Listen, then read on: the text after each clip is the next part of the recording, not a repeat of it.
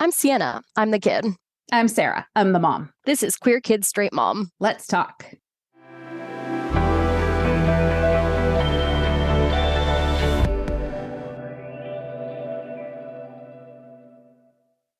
Welcome back to Queer Kids Straight Mom.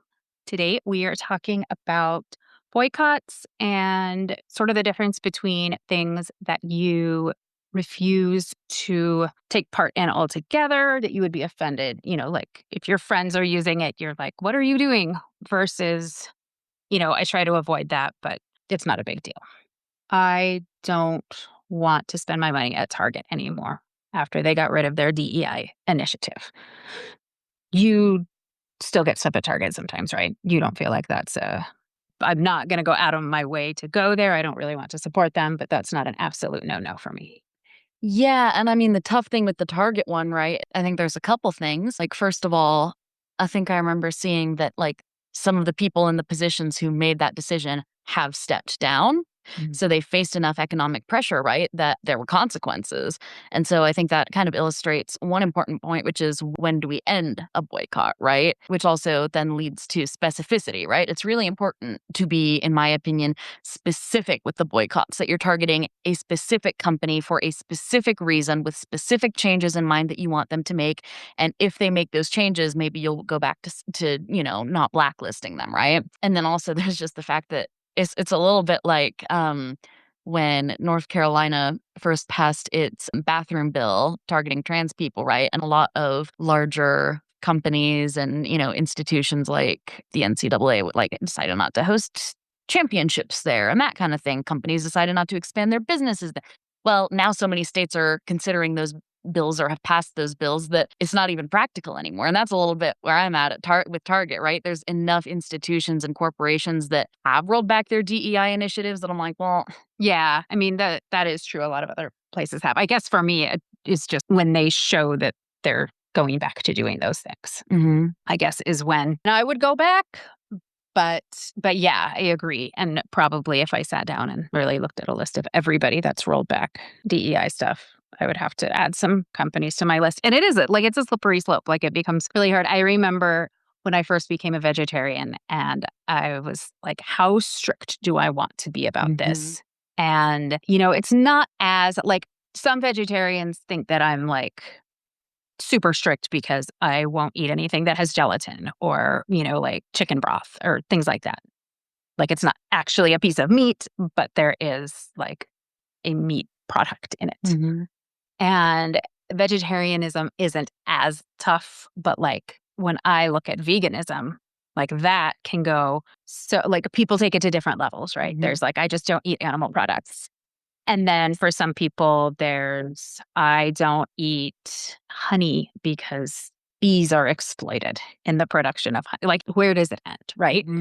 So, like if you're a vegetarian, like, do you eat jellyfish? Like the jellyfish don't care. Jellyfish don't have brains. Jellyfish can't feel pain, and yet they are animal. Yeah. I mean, no, I would not eat jellyfish. I guess that's my personal answer. But yes, I could see that being a gray area. Like if I really liked jellyfish and I felt the desire to eat jellyfish, I don't know that I would have an issue with eating jellyfish because yeah. I have had people ask me about insects too. And to me, that's still like, I don't know. It's still an animal. I don't know. Mushrooms are neither plant nor animal. I know. And you know that I'm having increasing issues with mushrooms. Like once I found out about like these like almost like nerve reactions they have. Anyway, a little bit of a digression. But I think it's a good illustration of the point, right? That depending on your perspective, right? For me, not eating meat is kind of like a boycott in the sense of I don't want to support the meat industry because it's so problematic. Now, if I felt like I could be responsible and like only eat hunted meat or ethically sourced meat, I might like be willing to consider that. For me, that's just I draw that line because I'm like, no, then I'm just gonna be like, oh, I'll just have a burger at Burger King this one time because we're at Burger King and I'm hungry. And Right. So I it's easier for me to just kind of block out all meat. But yeah, in terms of my intent with not eating meat, a big part of it is not wanting to support these really, really horrible abusive industries. Yeah. As I've been thinking about this, and we've posted lists before of like, here are companies that if you want to support LGBTQ plus friendly companies, here are some good ones. Especially like we've talked about this in connection with Pride, and not as much anymore because everybody's scared now. But like in the past when, everyone was kind of jumping on board with Pride, and there were companies that like would put out lines of Pride stuff, but really, had policies that were not helpful to queer people. So it's important to, pay attention to who you want to support. And we've listed those things before. But as I've been thinking about this, kind of in a broader sense, like two things have jumped out at me. One is the Met Gala, which Jeff Bezos is sponsoring this year. And it's so, I don't know. I don't know how to put myself in those shoes. Like if I were a person who was actually invited to the Met Gala, like it's fascinating and it's spectacular. And I love seeing what people wear. And it's this like artistically creative forum that, has really given people an opportunity to wear some very like avant-garde fashion things and like play with gender and things like that. But it's Jeff Bezos. Like, would I go? I mean, yeah. Like, what do you do in that case where it is something that fits really nicely into the queer community, but is attached to the name of somebody who has given so much money to a president who has enabled all of these terrible things to happen to LGBTQ plus rights? Among so many other problems. Yeah, and again, I think this gets back to this idea of like collective action, right? So is there an organized effort among people who get invited to the Met Gala to either boycott the Met Gala or have some kind of statement, performance, whatever, during the Met Gala, a walkout, whatever it may be, to, again, put pressure on? But that's a piece of collective action, right? So if that's something that is happening, great. Yeah, I would be a little bit dismayed to find out that, someone whose work I appreciated wasn't participating in that action. When there is a lack of that collective action, being mad at individuals for not doing something, to me, is a little bit counterproductive, or not counterproductive, but just pointless, Like, Yeah. one individual person not going to the Met Gala doesn't really matter.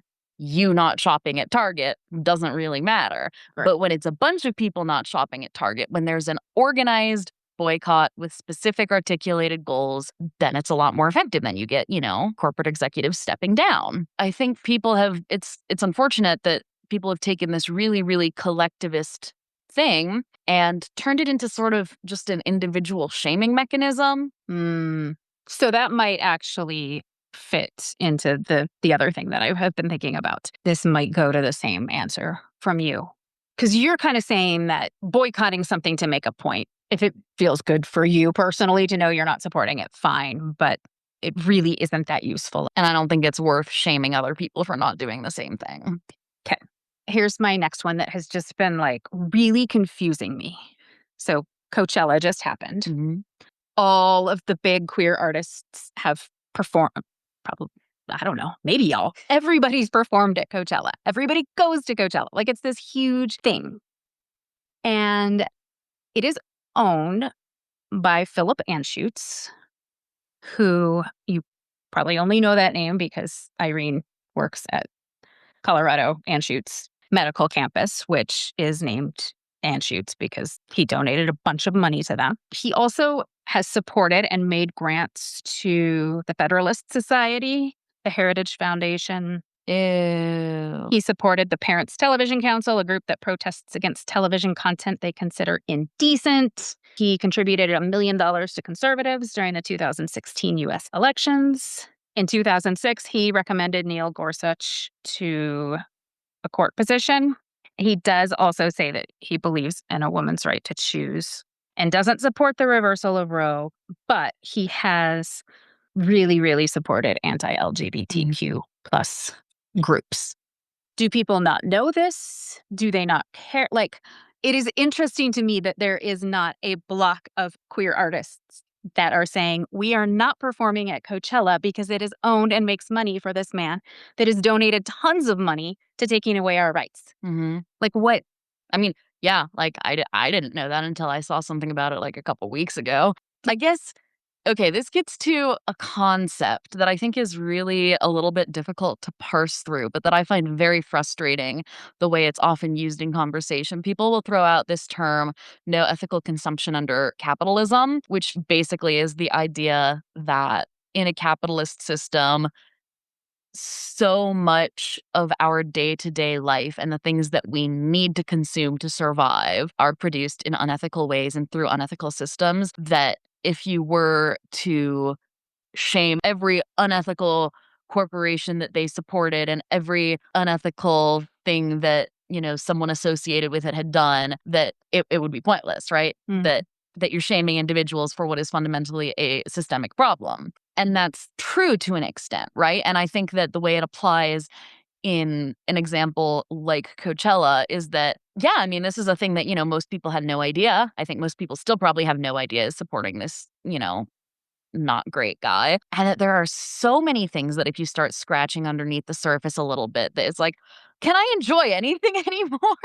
Right? I mean, every streaming service, right? Unless you're going to pirate all your TV, which I guess some people do, but that it's really hard. And a fair critique that people will frequently make, returning to the vegetarianism example, is that, well, okay, so you're not eating meat because you think that industry is so exploitative and abusive, but you're eating quinoa and chocolate and acai that aren't fair trade. Right. If that's your reason for doing it. Right. Mine is just that, like, it's a dead animal to me, and that's kind of gross. Right.